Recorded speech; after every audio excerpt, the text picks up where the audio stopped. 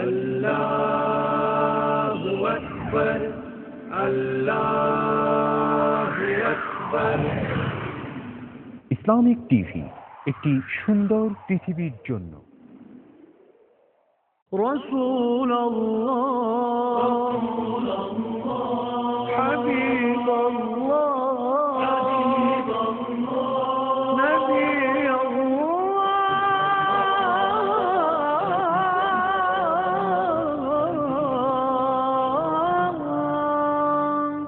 শফিআল্লাহ,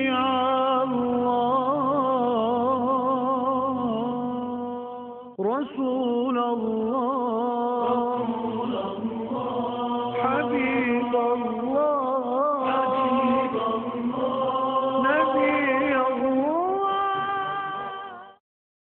আসসালামু আলাইকুম ওয়া রাহমাতুল্লাহি ওয়া বারাকাতুহু। সুপ্রিয় দর্শক, কাছে ও দূরে, দেশে বিদেশে যে যেখানে বসে সুন্নাহর আলোকে মুমিন জীবন অনুষ্ঠানটি দেখছেন, আপনাদের সবাইকে স্বাগত জানাচ্ছি। আমি ডক্টর আসম সোহাইব আহমদ। দর্শক, আজকে আমাদের আলোচ্য বিষয় সুন্নাত ও বিদআত। অনুষ্ঠানটি পরিবেশিত হচ্ছে infinity mega mall, Bashundhara city, level 7, Lubnan ethnic wear এবং রিচম্যান মেন্স ওয়্যারের সৌজন্যে। দর্শক, আজকের অনুষ্ঠানে আলোচনার জন্য আমাদের স্টুডিওতে উপস্থিত রয়েছেন একজন প্রখ্যাত আলেম দ্বীন, প্রখ্যাত দ্বীন গবেষক, বহু গ্রন্থ প্রণেতা, ইসলামী বিশ্ববিদ্যালয় কুষ্টিয়ার আল হাদিস এন্ড ইসলামিক স্টাডিজ বিভাগের অধ্যাপক ডক্টর খন্দকার আনম আব্দুল্লাহ জাহাঙ্গীর। আসসালামু আলাইকুম ওয়া রাহমাতুল্লাহি ওয়া বারাকাতুহু। দর্শক, অনুষ্ঠানের শেষ পর্যন্ত আমাদের সাথেই থাকবেন এই প্রত্যাশায় আজকের আলোচনা শুরু করছি।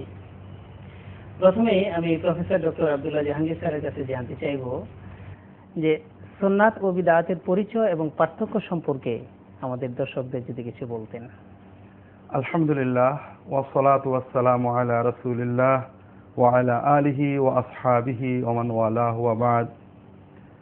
আসলে সুন্নাহ ও বিদআহ শব্দ দুটো হাদিস শরীফে এবং মুসলমানদের পরিভাষায়, সাহাবী তাবেঈনদের কথায় পরস্পরের সম্পৃক্ত। কিন্তু সুন্নাত নিয়ে যত আবেগ, বিদআত নিয়ে আরো অনেক বেশি ঝগড়া। এজন্য এটা আমরা কম ব্যবহার করার চেষ্টা করি। আমরা সুন্নতকে নিয়ে এগোতে চাই, বিদআত নিয়ে ঝগড়া থেকে দূরে থেকে। তারপরেও যেহেতু প্রশ্ন করেছেন, আসলে সুন্নতটা বুঝলেই বিদআত বোঝা সহজ হয়ে যায়। সুন্নাত শব্দের অর্থ, রীতি, পদ্ধতি ইত্যাদি। ইসলামের পরিভাষায় সুন্নতের দুটো অর্থ রয়েছে। একটা হলো হাদিস শরীফে সাহাবীদের পরিভাষায় সুন্নতের যে মূল অর্থ, রাসূলুল্লাহ সাল্লাল্লাহু আলাইহি ওয়াসাল্লামের রীতি। তিনি যে কাজ যেভাবে করেছেন সেই কাজ সেইভাবে করা, এবং যে কাজ করেননি তা না করা, এর নাম হলো সুন্নাত। এবং সেটা ফরজ, ওয়াজিব, সুন্নত, নফল, মুস্তাহাব সকল ক্ষেত্রে। অর্থাৎ তিনি যেটা ফরজ হিসেবে করেছেন সেটাকে ফরজ হিসেবে করাই সুন্নত। সেটা যদি কেউ করে কিন্তু তার গুরুত্বটা কমায়, তাহলে সেই গুরুত্বের ক্ষেত্রে সুন্নতের বাইরে গেল এবং বেদাতে নিপতিত হতে পারে, এমনকি ইমানের সমস্যা হতে পারে। তিনি যে কাজটাকে নফল হিসেবে করেছেন সেটাকে নফল হিসেবে করাই সুন্নত, তার শিক্ষা, তার রীতি। কেউ যদি সেটাকে অতিরিক্ত গুরুত্ব দেয় বা অবমূল্যায়ন করে, এটা সুন্নতে। এই জন্য তিনি যা করেছেন তা করা, এবং যতটুকু গুরুত্ব দিয়ে যখন যেভাবে করেছেন সেইভাবে করা, তার হুবহু অনুকরণ করাই হলো সুন্নত। এবং তিনি যেটা না করেছেন সেটা না করাও সুন্নত। কিন্তু আমাদের দেশের মানুষেরা বেশিরভাগ ক্ষেত্রে মনে করে সুন্নত মানে হলো ফরজ, ওয়াজিব, সুন্নত, অর্থাৎ যা না করলে। দ্বিতীয় একটা অর্থ, এটাও সুন্নাতের আলোকেই এটা দ্বিতীয় অর্থ। এটাও তাবেঈনদের যুগ থেকে ফিকহের পরিভাষা, যে যে বিষয়গুলো ফরজ ওয়াজিব নয়, রাসূলুল্লাহ নিয়মিত করেছেন। যেহেতু নবীজির শেখানো ফরজ ওয়াজিবের একটা আলাদা নাম আছে, এই জন্য তারা এটাকে সুন্নাত নাম দিয়েছেন। এটাও পরিভাষা। তবে সাধারণভাবে আমরা সুন্নত বলতে সকল ইবাদতের, রাসূল পাক সাল্লাল্লাহু আলাইহি ওয়াসাল্লামের ফরজ, ওয়াজিব, সুন্নত, নফল, মুস্তাহাব, জাগতিক ইবাদত প্রত্যেক কাজে তার হুবহু অনুকরণটাই হলো সুন্নত। তার পদ্ধতিটাকে সামগ্রিকভাবে আমরা সুন্নত বলবো। আর এই সুন্নতের ব্যতিক্রম কাজটা বেদাত নামে অভিহিত হয়, তবে সেটার পর্যায় আছে। এটা বোঝার জন্য একটু সময় প্রয়োজন। অর্থাৎ রাসূল পাক সাল্লাল্লাহু আলাইহি ওয়াসাল্লাম যেটা না করেছেন সেটা না করাই সুন্নত। তিনি যেভাবে ইবাদত করেননি সেভাবে, যে ইবাদতটা যেভাবে করেননি, জি অর্থাৎ তিনি হয়তো খাওয়ার সময় একভাবে বসেছেন, জি নামাজে সেভাবে বসেননি, নামাজে সেভাবে না বসাটাই সুন্নত। জি এই সুন্নতের ব্যতিক্রম কোনো কাজ যদি কেউ ইবাদত মনে করে, না করলে ক্ষতি হবে মনে করে, তাহলে সেটা বেদাতে পরিণত হয়ে যায়। অথবা সুন্নতের ব্যতিক্রম কোনো কর্ম যদি কেউ সুন্নতের মতো গুরুত্ব দিয়ে করে, রীতিতে পরিণত করে, তাহলে সেটা বেদাতে পরিণত হয়।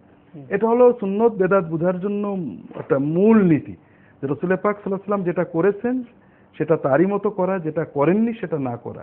তিনি যেটা করেছেন সেটা না করাকে দিন বানানো, অথবা তিনি যেটা করেননি সেটা করাকে দিন বানানো, এটা বেদাত। এটা হলো দিনের ভিতরে নতুন উদ্ভাবন করা।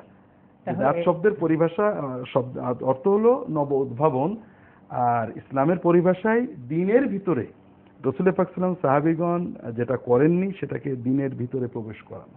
জি। তো স্যার আমরা এই পর্যায়ে আপনার কাছে আরো জানতে চাচ্ছি যে রাসূল আকরাম সাল্লাল্লাহু আলাইহি ওয়াসাল্লাম যা করেননি তা করা নিষিদ্ধ, তাহলে কি নিষিদ্ধ নয়। আসলে এখানে বিষয়টা বুঝতে হবে, রাসূল পাক সাল্লাল্লাহু আলাইহি ওয়াসাল্লাম যা করেননি তা কখনো দিন হতে পারে না, জি তা জায়েজ হতে পারে। তিনি যা করেননি সেটা প্রথমত দুই পর্যায়ের, তিনি করেননি এবং নিষেধ করেছেন, এটা নিষিদ্ধ। তিনি করেন উনি নিষেধও করেননি, এটা জায়েজ হতে পারে, প্রয়োজনে আমরা করতে পারি, কিন্তু কখনোই সেটা দিন হতে পারে না। একটা উদাহরণ দিলে আমরা সুন্নত এবং বেদাতটা বুঝতে পারবো। অনেক উদাহরণের প্রয়োজন, অনেক সময় জায়েজ এবং সুন্নতের গুলিয়ে ফেলি। জি রাসূলুল্লাহ সাল্লাল্লাহু আলাইহি ওয়াসাল্লাম মদিনার মসজিদে নববী থেকে মাত্র 10-12 কিলো দূরে দুল হুলাইফা থেকে হজের এবং ওমরার ইহরাম করতেন। জুবাইর ইবনে বাক্কার মদিনার একজন প্রসিদ্ধ আলেম, তাবিঈন, তাবেঈনদের যুগের, তাকে এসে একজন জিজ্ঞাসা করছে যে আমি কোথা থেকে ইহরাম করব। তিনি বললেন কেন, নবীজি যেখান থেকে করেছেন। বলে কেন, আমি মদিনার মসজিদে নববী থেকে করব, রওজা শরীফের পাশ থেকে করব, খায়রুল বেকা সবচেয়ে বড়, এখান থেকে দূরে সওয়াব বেশি হবে। বলে তুমি এটা করো না। কারণ বলে অসুবিধা কি? তিনি বললেন ফালিয়াহযারিল্লাযীনা ইউখালিফুনা আন আমরিহি আন তুসিবাহুম ফিতনাতুন আও ইসিম আযাবুন আলীম। যারা রাসূল পাক সাল্লাল্লাহু আলাইহি ওয়াসাল্লাম কর্মের বিপরীত কর্ম করে তারা সাবধান থাক, তাদের উপরে মুসিবত আসতে পারে, ফিতনা আসতে পারে, অথবা আযাব আলীম আসতে পারে। তিনি বললেন তুমি কেন মসজিদে নববী থেকে করবে?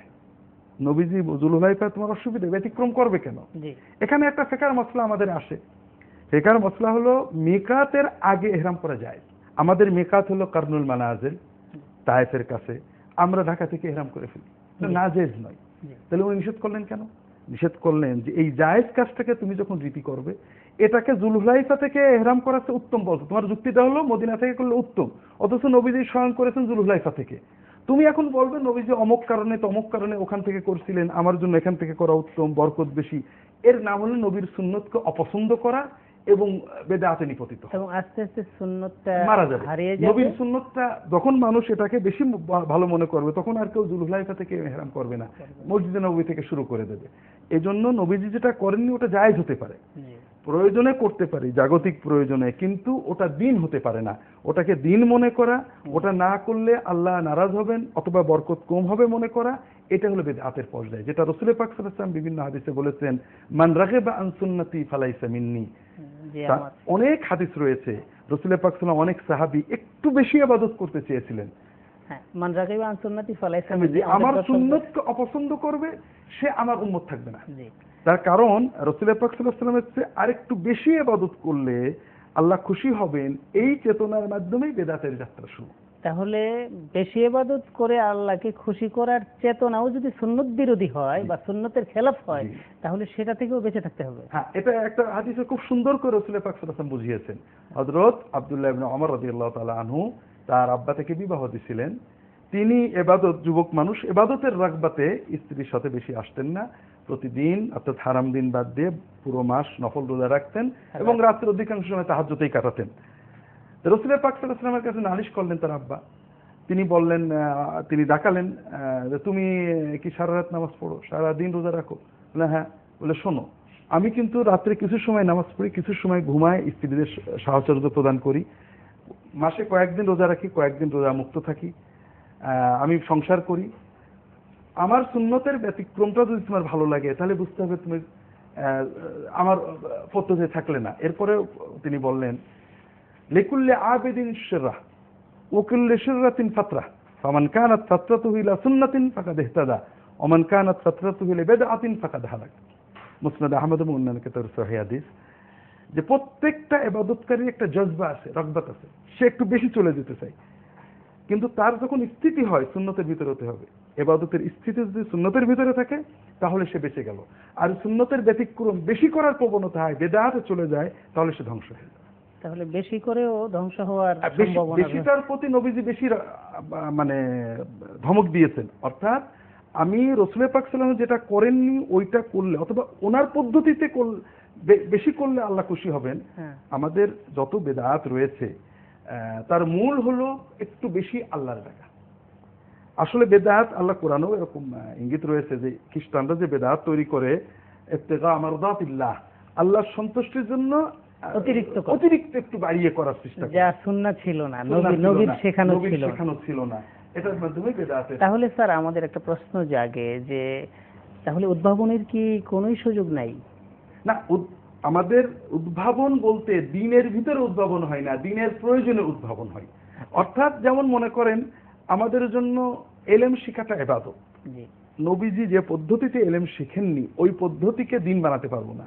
আমরা বলতে পারবো না ছাপানো বই না পড়ে হাতে লেখা বই পড়লে সওয়াব বেশি হবে, অথবা কি বলে ছাপানো বই পড়লে সওয়াব বেশি, অথবা হাতে লেখা বই পড়লে বরকত কম, অথবা নবীজির পদ্ধতিতে এলেম শিখলে এটা বেদাতে পরিণত হবে। কিন্তু এলেম শেখার জন্য আধুনিক পদ্ধতি প্রয়োগ করা, এলেমটা নবীজির মানের শেখার জন্য সুন্নত, এগুলো উদ্ভাবনের সুযোগ, উপকরণ, জাগতিক বিষয় উদ্ভাবনের জন্য উন্মুক্ত রয়েছে। রাসূল পাক সাল্লাল্লাহু আলাইহি ওয়াসাল্লাম বলেছেন আনতুম আদরা বিশুউনি দীনিকুম, দুনিয়াকুম, তোমাদের দুনিয়ার প্রয়োজনে যা কিছু হয় তোমরা ভালো বুঝবে।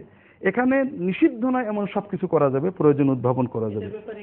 একটা প্রশস্ততা ইসলাম দিয়ে রেখেছে। কিন্তু নবীজি এসেছিলেন দ্বীন শেখাতে, নবীজি যেটা করেননি এই কাজ না করলে আল্লাহ নারাজ হবেন, এই চেতনার মানেই হলো নবীজি কিছু কম দিয়ে গেছেন, নাউজুবিল্লাহ, এরকম চিন্তা করা যায়। এখন নবীজি দ্বীন শেখাতে এসেছিলেন, তাহলে দ্বীনের বাইরেও কি আসলে কিছু আছে নাকি আমাদের দৈনন্দিন? আমরা যা কিছু করি এটা দুই পর্যায়ের, একটা হলো ইবাদত, একটা হলো মুআমালাত, সবকিছুই দ্বীন। ইবাদত যেটা শুধুমাত্র আল্লাহর জন্য করা হয় সওয়াবের জন্য, মুআমালাত যেটা মানুষ হিসেবে বেঁচে থাকতে করতে বাধ্য হয়, এটা সব ধর্মের মানুষ করে, ধর্মহীনরা করে, নাস্তিক, বাড়ি ঘর, পোশাক আশাক, বিবাহ শাদী, চাষবাস, এসব ক্ষেত্রে মূল বিষয় হলো আমরা বেঁচে থাকতে করি। এটা যদি নবীজির সুন্নত মতো হয় সওয়াব হবে, সুন্নতের বাইরে নিষিদ্ধ না হয় তাহলে জায়েজ হবে। আর যেটা ইবাদত আল্লাহর সন্তুষ্টির জন্য, এটা প্রতিটি ইবাদত রাসূল পাক সাল্লাল্লাহু আলাইহি ওয়াসাল্লামের পদ্ধতি করা জরুরি, ফরজ। রাসূল পাক সাল্লাল্লাহু আলাইহি ওয়াসাল্লামের পদ্ধতির বাইরে কোনো ইবাদতের সওয়াব হবে না। স্যার, তাহলে এই পর্যায়ে আপনার কাছে আমরা জানতে চাচ্ছি যে বেদাতের প্রকারভেদগুলো সম্পর্কে যদি আমাদের দর্শকদের কিছু বলতেন। আলহামদুলিল্লাহ, আসলে হাদিস শরীফে বারবার এসেছে কুল্লু বিদআতিন দালালা, প্রত্যেকটা বিদআতই বিভ্রান্তি, এবং সকল হাদিসেই রাসূল পাক সাল্লাল্লাহু আলাইহি ওয়াসাল্লাম দুটো বিষয়ের উপরই করেছেন, প্রতিটি কাজে মানে আলাইকুম বিসুন্নতি ওয়া সুন্নাতুল খুলাফায়ে আর-রাশিদিন আল মাহদিয়িন, আমার সুন্নত আমার রীতি পদ্ধতি আঁকড়ে ধরবে, আমার খুলাফায়ে রাশিদিনদের, অন্যান্য হাদিসে সাহাবীদের কথা বলা হয়েছে। আর কুল্লু মুহদাসাতিন বিদআহ ওয়া কুল্লু বিদআতিন দালালা ওয়া কুল্লু দালালাতিন ফিন্নার, প্রত্যেকটা নব উদ্ভাবিত বিষয় বিদআত, প্রত্যেকটা বিদআতই বিভ্রান্তি, এবং সকল বিভ্রান্তি জাহান্নামের খোরাক হবে। পাশাপাশি সাহাবীগণ এমন বলেছেন, দু একজন সাহাবী কোন ক্ষেত্রে কোন বিদআতকে বলেছেন যে নিয়ামাতুল বিদআহ, যেমন হযরত ওমর তারাবির জামাতকে বলেছেন। এটা অনেকটা যেমন বলা যে মাদকতা খুবই হারাম, তবে আল্লাহর জিকিরে মাদকতা কত ভালো মাদকতা, এটা আসলে তো মাদকতা নয়। তো যাই হোক, আমাদের ইমাম মালিক, ইমাম আহমদ ইবনে হাম্বল, ইমাম আবু হানিফা, এরা বেদাতকে কোনো পার্থক্য করেননি, বরং তারা তাদের কিতাবগুলোতে যেটা পাওয়া যায় সকল প্রকার বেদাতকে বর্জনীয় বলেছেন। এমনকি ইমাম মালিক বলতেন যদি কেউ মনে করে কোনো বেদাতটা ভালো হতে পারে, হাসানা হতে পারে, সে মূলত নবীজিকে ইত্তেহাম দেয় যে নবীজি কিছু ভালো কাজ না বলে চলে গেছেন, নবীজিকে অভিযোগ দেয় যে নবীজি কিছু ভালো কাজ না বলে উম্মতকে চলে গেছেন। ইমাম আবু হানিফা রাহমাতুল্লাহ আলাইহি আল মাবসুত এসে বারবারই তা বলা হচ্ছে যে মানে সুন্নত আমল করার চেয়ে বেদাত বর্জন করা অধিক গুরুত্বপূর্ণ। যদি কোনো আমল সুন্নত না বেদাত সন্দেহ হয়, সেটা বর্জন করতে হবে, কারণ বেদাত বর্জন করার গুরুত্ব বেশি। ইমাম আহমদ এরকম বলছেন। ইমাম শাফিঈ থেকে কেউ বর্ণনা করেছেন যে বেদাত মাহমুদ এবং মাজমুম হতে পারে। তার আলোকে শাফিঈ মাযহাবের পরবর্তী উলামায়ে কেরাম এবং পরের জমানায় অনেক হানাফি সবাই বলেছেন বেদাত হাসানা এবং সাইয়্যা হতে পারে। বেদাত সাইয়্যা মানে যে বেদাত দ্বারা সুন্নত নষ্ট হয়, আর বেদাতে হাসানা অর্থ যে বেদাত দ্বারা সুন্নত নষ্ট হয় না। কিন্তু এই তাকসিমের ক্ষেত্রে বেদাতে হাসানা বলতে তারা উপকরণ বুঝিয়েছেন, অর্থাৎ মাদ্রাসা একটা সিলেবাস তৈরি করা বেদাতে হাসানা, কারণ এর দ্বারা সুন্নত পর্যায়ে এলেম নষ্ট, এটাকে কেউ দিন মনে করে না। এই জন্যই পরবর্তী অনেক বুজুর্গ বেদাতের তাকসিম, বেদাতকে ভাগ করাকে কঠিন প্রতিবাদ করেছেন। এদের ভিতরে বিশেষ রয়েছেন মুজাদ্দিদ আল-ফিসানি রাহমাতুল্লাহ আলাইহি। তিনি কঠিনভাবে বলেছেন যে বেদাতকে যারা হাসানা বলে আমি বুঝি না কিভাবে, যেটা অন্ধকারকে কেউ আলো বলতে পারে না।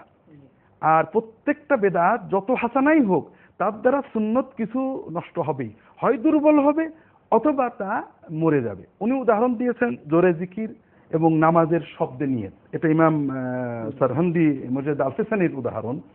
তিনি বলছেন কোন কোন আলেম মুখে নিয়ত করাকে বেদাতে হাসানা বলেছেন।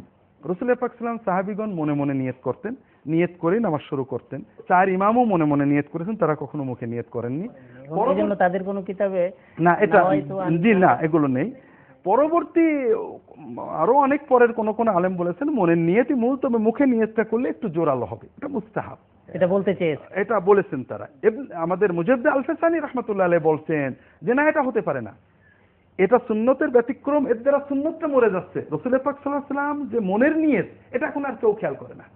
নামাজের সময় যে আল্লাহর দিকে মনটাকে রুজু করা, তার মানে এই মুখের এই নিয়তটা আমরা বলছি সুন্নত মরে না, কিন্তু এটা সুন্নত মারা যাচ্ছে।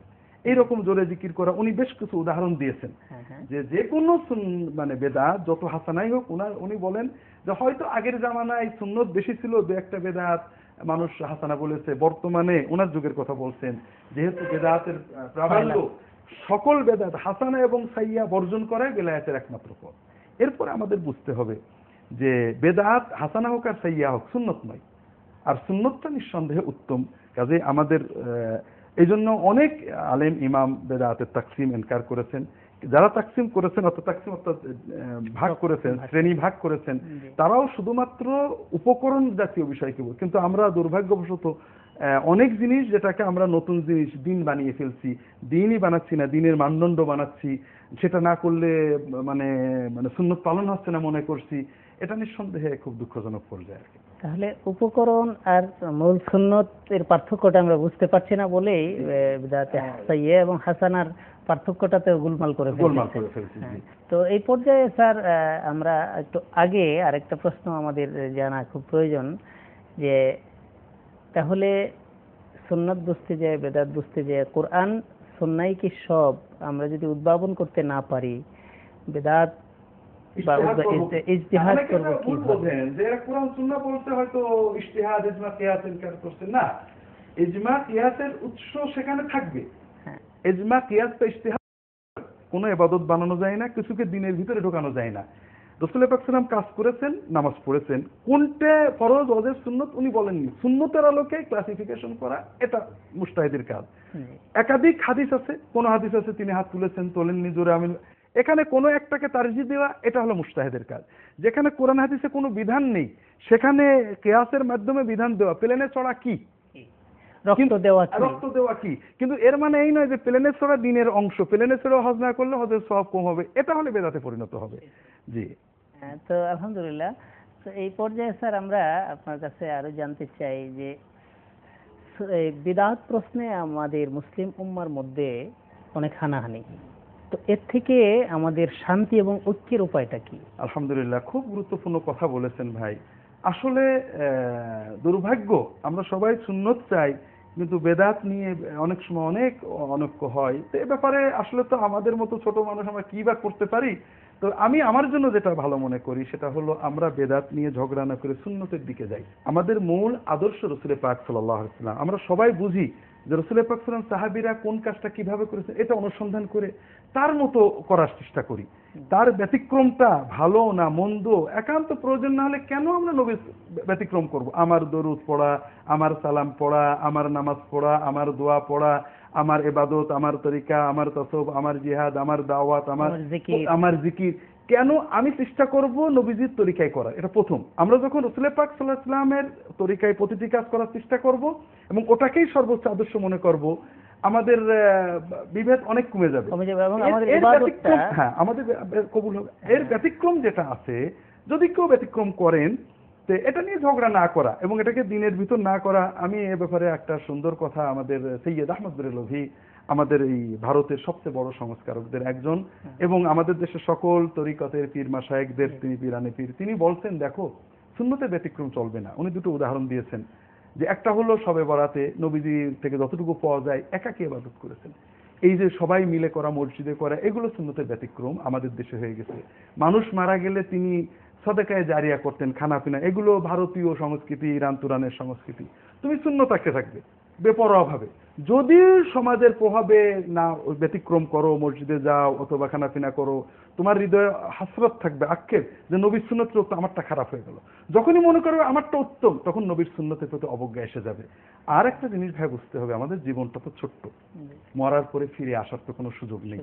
তা আমরা একটা বিষয় জানি, সব উম্মতের সবাই একমত, সুন্নত পদ্ধতিতে কাজটা করলে কবুল হবে সুনিশ্চিত, আর ব্যতিক্রম করলে কবুল হবে, সওয়াব হবে, কম হবে, গুনাহ হবে, এটা নিয়ে অনেক কথা আছে। তা আমরা কেন এক্সপেরিমেন্টে যাব, কেন আমরা রিস্ক নেব? নিশ্চিত বিষয়টা আমরা হাদিস শরীফে এসেছে ভাই, রাসূল পাক সাল্লাল্লাহু আলাইহি ওয়াসাল্লাম, আল্লাহর কোরআনে রয়েছে যে রাসূল পাক ইন কুনতুম তুহিব্বুন আল্লাহ ফাত্তাবিউনি, তোমরা আল্লাহর মহব্বত করে থাকলে আমার অনুকরণ করো। আল্লাহ কোরআন কারীম বলছেন ফালিয়াহযারিল্লাযীনা ইউখালিফুনা আন আমরিহি আন তুসিবাহুম ফিতনাতুন আও ইউসিবাহুম আযাবুন আলীম, যারা নবীর আমরের ব্যতিক্রম করবে তাদের ফিতনা আসতে পারে। লা তুকদ্দিমু বাইনা ইয়াদাইল্লাহি ওয়া রাসূলি, আল্লাহ রাসূলের আগে চলে যেও না। আমরা কেন আগে যাব, কেন ব্যতিক্রম করব? আল্লাহ রাসূল সাল্লাল্লাহু আলাইহি ওয়াসাল্লাম হাদিস শরীফে এসেছে মান আকালা তাইয়িবান ওয়া আমিলা ফি সুন্নাতিন ওয়া আমিনান নাসু ওয়াইকাহু দাখালাল জান্নাহ। তিনটে কাজ করতে পারলে, পবিত্র খাদ্য খাবে, সুন্নত মোতাবেক আমল করবে, কাউকে ক্ষতি করবে না, সে জান্নাতে যাবেই। জান্নাত সুনিশ্চিত। আমালুন কালিলুন ফি সুন্নাতিন খায়রুম মিন আমালিন কাসীরিন ফি বিদআহ। সুন্নত মোতাবেক অল্প কর্ম, বেদাত পদ্ধতিতে অনেক কর্ম হচ্ছে অনেক বেশি সওয়াব। হযরত মুহাম্মদ আল-ফাসানি রাহমাতুল্লাহ আলাইহি লিখেছেন, সুন্নত মোতাবেক ঘুমানো, ঘুম তো নফসের চাহিদা, সুন্নত মোতাবেক 1 ঘন্টা ঘুমানো সুন্নতের ব্যতিক্রম ঘন্টার পর ঘন্টা রাত জেগে রিয়াজত করার চেয়ে উত্তম। সুন্নত মোতাবেক স্ত্রীর সাথে গল্প করা, এটা সুন্নতের ব্যতিক্রম রিয়াজত মুজাহাদার চেয়ে অনেক বেশি সওয়াবের কাজ। সুবহানাল্লাহ। স্যার আমাদের অনেক চমৎকার আলোচনা আপনার কাছ থেকে আমরা শুনতে পাচ্ছিলাম, সুন্নাত বিদআতের পার্থক্যগুলো এবং সুন্নাতের প্রতি আমাদের আগ্রহ জাগাবার জন্য এই কথাগুলো খুব জরুরি ছিল। আলহামদুলিল্লাহ, আপনি আমাদের স্টুডিওতে এসে সময় দিয়েছেন, কষ্ট করেছেন, এই জন্য আপনাকে আল্লাহ তাআলা জাযায়ে খায়ের দান করুন।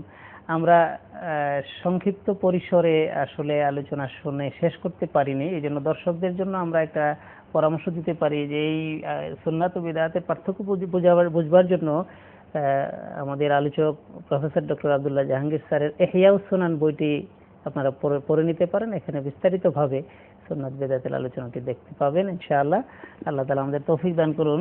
সুপ্রিয় দর্শক, আপনারা দেখছিলেন সুন্নাহর আলোকে মুমিন জীবন অনুষ্ঠানটি পরিবেশিত হচ্ছে infinity mega mall Bashundhara city level 7, Lubnan ethnic wear এবং রিচম্যান মেন্স ওয়্যারের সৌজন্যে। আমাদের অনুষ্ঠান দেখতে থাকুন প্রতি সোমবার সন্ধ্যা 7টায় এবং প্রতি মঙ্গলবার রাত 8:30টায়। আগামী অনুষ্ঠানে সুন্নাহর কোনো চমৎকার আরও একটি বিষয় নিয়ে আপনাদের সামনে হাজির হব এই প্রত্যাশায় আজকে এখানে শেষ করছি। আসসালামু আলাইকুম ওয়া রাহমাতুল্লাহি ওয়া বারাকাতুহু।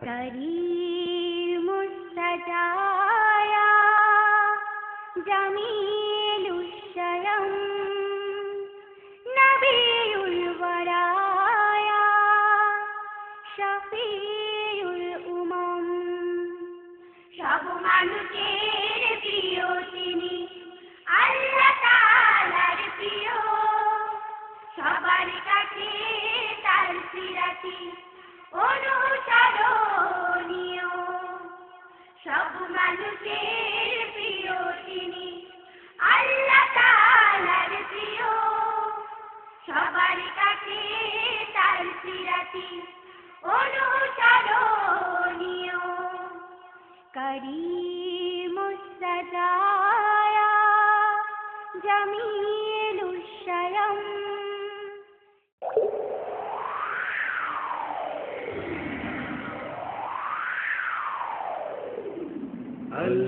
আল্লাহু আকবার, আল্লাহু আকবার। ইসলামিক টিভি, একটি সুন্দর পৃথিবীর জন্য।